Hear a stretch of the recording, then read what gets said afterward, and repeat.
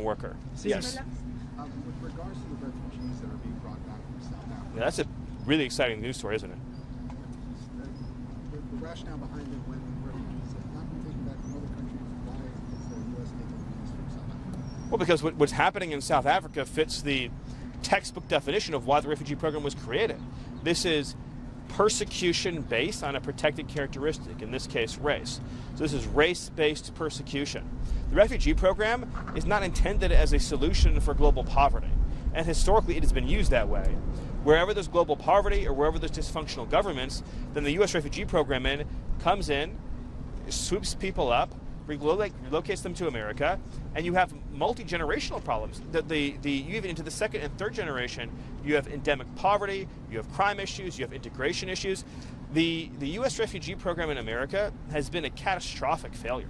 I mean, if you look, for example, at the Twin Cities area, I mean, just in terms of markers of educational outcomes, in terms of public safety, in terms of welfare use, I mean, it's been a complete public policy failure.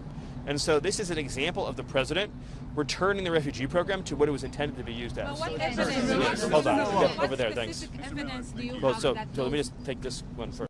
Yes. What specific evidence do the United States have that those South Africans have been severely persecuted? Well, but it's state policy. There's land expropriation. There's a whole series of government laws and policies that specifically target white farmers and the white population in South Africa. That's well documented on video. And of course, you even see government leaders chanting racial epithets and espousing racial violence. So it's all very well documented. Yes.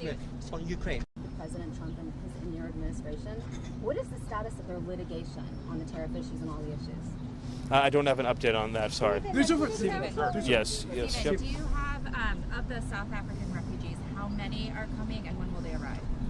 Well, we just have the first flight is scheduled, I believe, for early next week. But that's just. Where in the U.S. are they right now? Well, I don't have an exact update for you on that yet. I don't want to confirm any news reports, but that's just the beginning of what's going to be a much larger scale relocation effort. And so those numbers are going to increase, obviously, as time goes on. It takes a little while to set up the systems and processes and procedures to begin a new refugee flow, but we expect that the pace will increase. It'll increase at a healthy pace as time goes on.